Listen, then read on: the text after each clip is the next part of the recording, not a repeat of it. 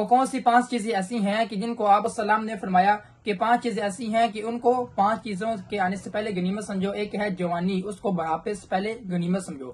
یہ جوانی بار بار نہیں ملا کرتی. اپنی جوانی کو اس طرح پاک رکھو، اپنی جوانی کو اللہ اور اس کے رسول کی اطاعت میں گزار دو. اللہ تعالیٰ جو ہے فرشتوں سے عرض کرے کہ فلاں بندہ میرا آ رہا ہے جس نے ساری زندگی میری اطاعت کی ہے، میرے حکموں کو پورا کیا ہے.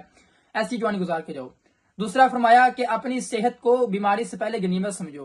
یہ صحت بھی بہت بڑی اللہ تعالیٰ کی نعمت ہے. جب صحت نہ ہو تو انسان ایک چمچ پانی پینے پر بھی قاصر رہتا ہے.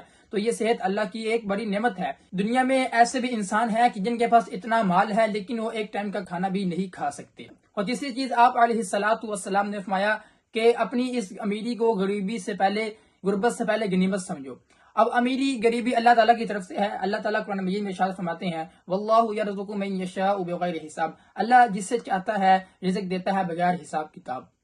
اب اپنی اس امیری کو غربت سے پہلے یعنی غریبی آنے سے پہلے، غربت آنے سے پہلے، فقر و فاقہ آنے سے پہلے غنیمت سمجھو. کیونکہ یہ امیری بھی اللہ کی طرف سے ہے، غریبی بھی اللہ کی طرف سے ہے. امیری میں بھی اللہ کا شکر ادا کرو، غربت میں بھی اللہ کا شکر ادا کرو، کیونکہ رزق اللہ تعالیٰ کے ہاتھ میں ہی ہے. اور چوتھی چیز آپ علیہ الصلاۃ والسلام نے فرمائی کہ اپنی اس فراغت کو مشغولیت سے پہلے غنیمت سمجھو. یعنی جو ٹائم تمہارا فارغ کا ہے، جس وقت تمہیں کوئی کام کاج نہیں ہے، اس وقت تم ایسے نیک اعمال کر لو، اس کو غنیمت سمجھو کہ تاکہ وہ تمہارے لیے قبر و حشر میں بخشش کا ذریعہ بن سکیں. کیونکہ یہ فراغت کا جو ٹائم ہوتا ہے یہ بھی غنیمت ہے، اللہ کی غنیمت ہے. انسان کو ہر وقت کام کاج کی پڑ رہتی ہے، لیکن کچھ وقت ایسا بھی ہوتا ہے انسان کو آرام کے لیے ملتا ہے، فراغت کے لیے ملتا ہے، وہ جس میں وہ کسی اس کا کوئی کام کاج نہیں ہوتا اس وقت اس کو.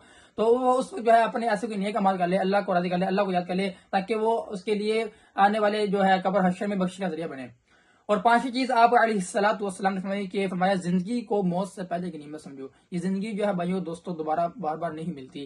اب یہ زندگی ہے، اب اس زندگی کو یہ جوانی بھی، یہ بڑھاپا بھی بار بار نہیں آتا. ایک ہی دفعہ زندگی ملے گی، ایک ہی دفعہ جوانی آئے گی، ایک ہی دفعہ بڑھاپا آئے گا، اس کے بعد پھر موت ہے بہت. اس لیے فرمایا کہ اپنی زندگی کو موت سے پہلے غنیمت سمجھو. آپ علیہ الصلاۃ والسلام نے جیسا کہ فرمایا کہ الدنیا سجن المؤمن و جنت الکافر. دنیا جو ہے مومن کے لیے قید خانہ ہے اور کافر کے لیے جنت ہے. کافر کے لیے جنت کیوں ہے؟ کیونکہ وہ کسی شریعت کا پابند نہیں ہے، اس کا ایمان نہیں ہے، اس لیے وہ جو چاہتا ہے کرتا ہے، اور جو اس کے لیے جو آخرت ہوگی وہ اس کے لیے قید ہوگی. اس وقت اس کو عذاب دیا جائے گا، اس کی جو اس نے گناہ کی، جو اس نے کچھ کیا.